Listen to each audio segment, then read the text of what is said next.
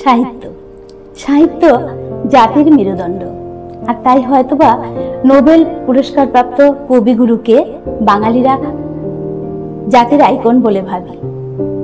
আর এই সাহিত্য নিয়ে যত আলাপ যত আলোচনা আমরা করব, ততই হব ঋদ্ধ থেকে ঋদ্ধতর।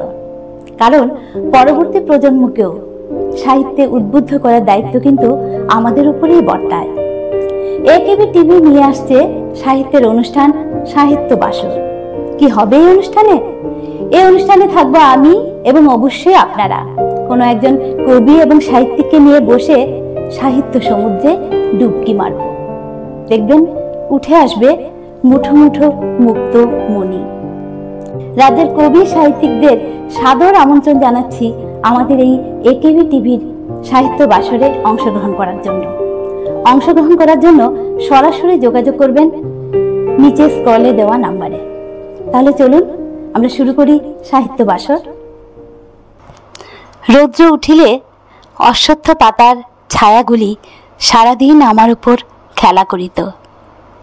তার নবীন শিকড়গুলি শিশুদের অঙ্গুলির ন্যায় আমার বুকের কাছে কিলবিল করিত। কেহ ইহার পাতা ছিঁড়িলে আমার মনে ব্যথা জাগিত। নমস্কার, সকলকে স্বাগত আমাদের এই সাহিত্য বাসর অনুষ্ঠানে। কবিগুরুর গল্প পাঠ করে একটা অংশ পাঠ করে আমাদের অনুষ্ঠান শুরু করছি। আজকে আমাদের আমন্ত্রণে সাড়া দিয়ে স্টুডিওতে এসছে গল্পকার স্মিতা রায়। অনেক অনেক ধন্যবাদ আপনাকে। নমস্কার, আপনাকেও অনেক ধন্যবাদ। আচ্ছা, খুব জানতে ইচ্ছে করছে আপনার বেড়ে ওঠা কোথায়? আমার জন্ম এবং বেড়ে ওঠা এই শহর আগরতলাতেই। আচ্ছা, আপনি গল্প লেখার পাশাপাশি কিছু করেন? হ্যাঁ, গল্প লেখাটা আমার নেশা। আর পেশা হলো আমি এক্সিকিউটিভ ইঞ্জিনিয়ার, ত্রিপুরা সরকারের পাবলিক ওয়ার্কস ডিপার্টমেন্টে কর্মরত আছি। আচ্ছা, এত গুরুত্বপূর্ণ পদে আসীন হয়ে আপনি লেখার সময় পান, কখন লেখালেখি করেন? এটা একটা বড় প্রশ্ন। এটা তো আপনার ভীষণ নেশা বোঝাই যাচ্ছে, যে করে হোক সময় বের করে নেন, কিন্তু কখন সেটা সময় বের করে নিতে হয়, তো কখন সেটা কোনো ধরাবাঁধা নিয়মে আমি সময় বের করে নিতে পারি না। প্লট মাথায় থাকে আর ল্যাপটপে টাইপ করি, তো যেদিন যতটুকু সময় ম্যানেজ করতে পারি সেদিন ততটুকু লিখি। কখনো দেখা যায় যে 2-3 দিন চলে গেল কিন্তু ল্যাপটপ ওপেন করতে পারলাম না, আবার কোনোদিন হয়তো টেনে শেষ করে ফেললাম অনেকখানি। মানে এটা হয়ে যায় নিজে নিজে, তবে সময় লাগে, অবশ্যই সময় লাগে। আচ্ছা, বললেন যে প্লট মাথায় থাকে, তো সেটা আসে কি করে? কি করে আসে? এটা কোনো বাস্তব ঘটনা দেখে নাকি? অনেকগুলো প্লট আসে বাস্তব ঘটনা দেখে, অবশ্যই নিউজ চ্যানেল দেখে বা পত্রিকা পড়ে। আর অনেকগুলো আসে ধরুন কোনোখানে আমরা কথাবার্তা বলছি বা সমাজ থেকে বিভিন্ন ঘটনা দেখলাম, এগুলো মনে ছাপ ফেলে তার থেকে। আবার অনেকগুলো নিজে নিজে এমনি এসে পড়ে। আচ্ছা আচ্ছা, এবার কিছু শুনতে চাইবো, আপনার স্বরচিত কিছু শুনতে চাইবো। আমি একটি অনুগল্প শোনাচ্ছি। গল্পের নাম জ্যোতির্ময় স্মরণ সন্ধ্যা। স্বনামধন্য লেখক জ্যোতির্ময় সান্যাল গত হয়েছেন 12 বছর আগে।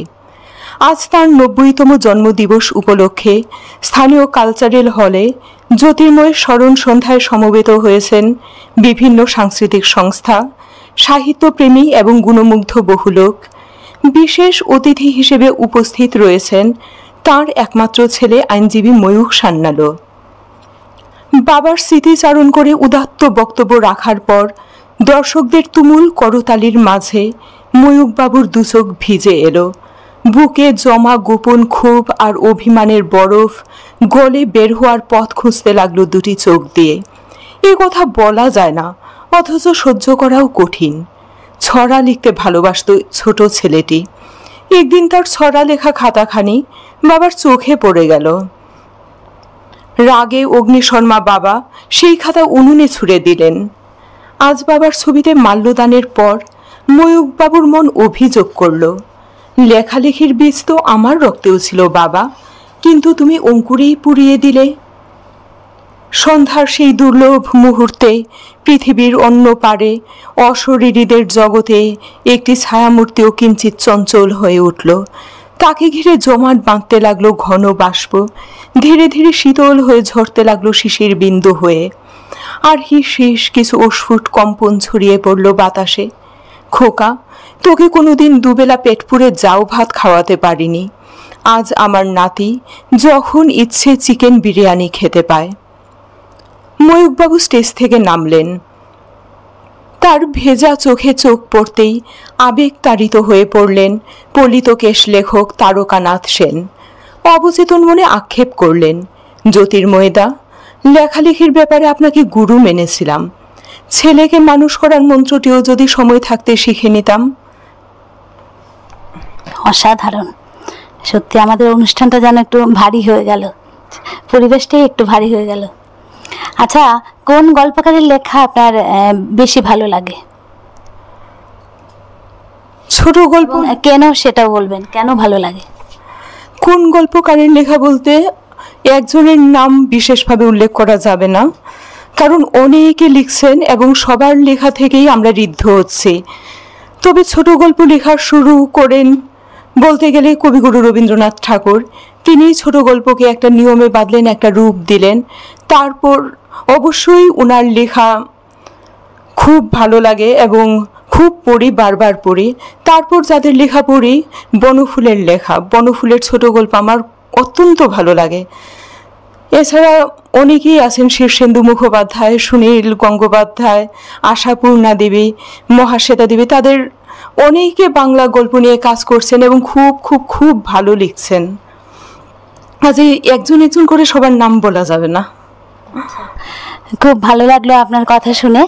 আর কবিগুরু তো আমাদের সব কিছুতে এসেই যায়, বাঙালির সব কিছুতে, মানে সর্বকালের আধুনিক কবি। আর কবি বলুন, সাহিত্যিক বলুন, মানে আমরা সবসময় ওনার কাছ থেকে মানে ওনাকে আশ্রয় করতেই হয় যে কোনো কিছুতেই। কাজে কবিগুরুর কথা তো এসেই যায়। তো আপনার কবিতা পড়েন কি? হ্যাঁ, কবিতা পড়ি। আচ্ছা, তো মানে কবে থেকে আপনি গল্প লিখছেন? আপনি যে এই গল্পকার হিসেবে পরিচিতি পেয়েছেন একটা, কবে থেকে আপনি গল্প লেখালেখিতে আছেন? আসলে খুব ছোটবেলায় ছড়া লিখতাম। আচ্ছা, সেটা ছিল অনিয়মিত, কোনো উদ্দেশ্য ছিল না, যা মনে আসতো লিখতাম। তারপরে একটা বিশাল গ্যাপ গেল, 2017 সাল। তখন আমার দাদা ভীষণ অসুস্থ। তো মনে হলো যে দাদাকে কি করে খুশি করতে পারি। এটা একটা বেদনাদায়ক সময়, আমরা প্রিয় মানুষকে খুশি করার চেষ্টা করি। তো মনে হলো যে আমার লেখা দেখলে দাদা খুব খুশি হয়। তো তখন কিছু কবিতা লিখলাম, বা যা কবিতা লেখা ছিল সেগুলোকে একসঙ্গে করে খুব তাড়াহুড়োয় একটা বই বের করলাম। বইটা উৎসর্গ করলাম দাদাকে। সেটা আমার প্রথম বই। তারপর আমি নিজে ফিল করলাম যে যেই কবিতাগুলো লিখছি তাদের অনেকগুলোতেই আসলে কবিতার ভাষায় আমি গল্প উপস্থাপনা করছি। তো মনে হলো যে গল্পকে তবে কবিতার ভাষায় না লিখে গল্প হিসেবে প্রকাশ করলে আরো ভালো হয়। তো সেই থেকে আমার গল্প লেখা শুরু। তো কবিতাগুলো অনেকটা গদ্য কবিতা ছিল নাকি? কিছু গদ্য কবিতা ছিল তার মধ্যে, আর যে বিষয়গুলো মনে আসতো সেগুলো গল্পের বিষয়। তাই মনে হলো যে এটা গল্পের ভাষাতেই লেখা ভালো। সেটাই, মানে গল্পে আপনি বেশি সাবলীল ছিলেন। সেটাই। আচ্ছা, শুনে নেব আপনার আর কিছু রচনা। এখন আমি একটি কবিতা শোনাচ্ছি। কবিতার নাম মাম। ছোট ছিলি তুই, বড় আদুরে মা, দাদু ভাইয়ের প্রাণ, দিদিমা তোরে গিয়ে শোনাতেন ঘুম পাড়ানি গান। খেলাধুলা আর দুষ্টুমিতে ছিল না মাতুর জুড়ি, লুকিয়ে গিয়ে ঠাকুর ঘরের ক্ষীর সন্দেশ চুরি। পুতুল বিয়ে সেরে যখন চড়েছিলে আম গাছে, বুঝলি না যে বড় হয়েছিস, বিয়ের সানাই বাজে। শুরু হয়ে গেল বর খোঁজাখুঁজি, কিছু নেই ভাবনার, মাথার উপর 3 মেয়ে, করতে হবে তো পার। পুরুষ মানুষ আগুনের মতো নিষ্কলঙ্ক হয়, যার সাথে ঘুরে সে হতভাগীরে সমাজ নষ্ট কয়। মিলে গেল এক পণহীন বর, তার উপর রোজ গেড়ে, রাতারাতি বিয়ে, তোর ইচ্ছেটা কেউ শুধালো না তোরে। শ্বশুর বাড়িতে বন্দি হলি মা, শাসনের কারাগারে, মা বোনের দেখা মিলত কেবল সামাজিক লোকাচারে। বড় পরিবারে নিরুপায় তুই, একটু মিলের খোঁজে, যখন যেমন তখন তেমন নিজেকে দিলি মা গুঁজে। সকল দুয়ার রুদ্ধ যখন একটি গেল মা খুলে, মাটির পুতুল ফেলে নিলি মা জ্যান্ত পুতুল কোলে।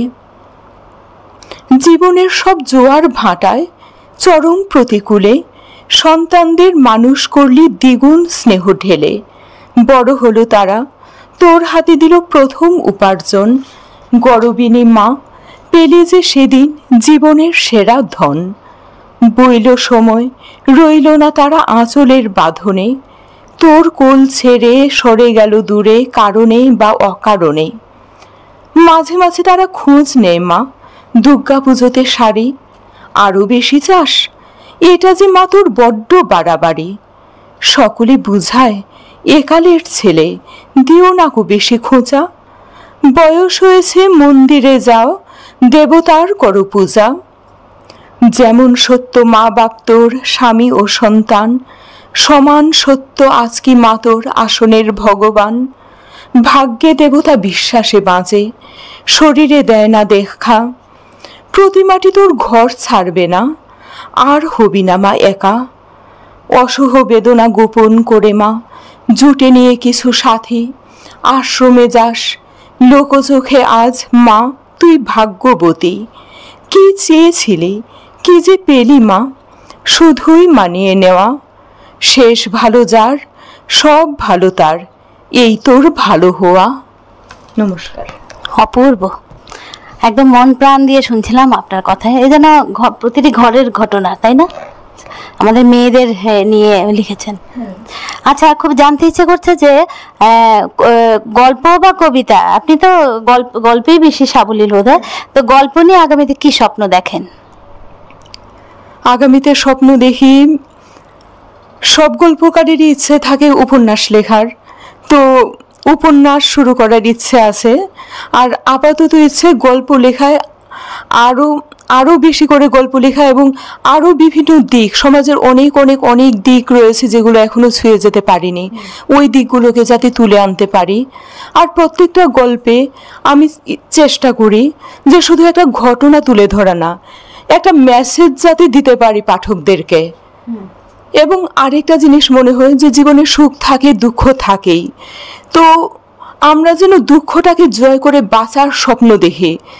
দুঃখটাই শেষ না, পরাজয়ের পরে একটা জয় আছে, অন্ধকারের পরে আলো আছে। ওই মেসেজটা যাতে আমি সবাইকে দিতে পারি, এটাই আমার উদ্দেশ্য। আমাদের শুভকামনা রইল আপনি আপনার উদ্দেশ্য যাতে অচিরেই সিদ্ধ করতে পারেন। কেমন লাগলো বন্ধুরা?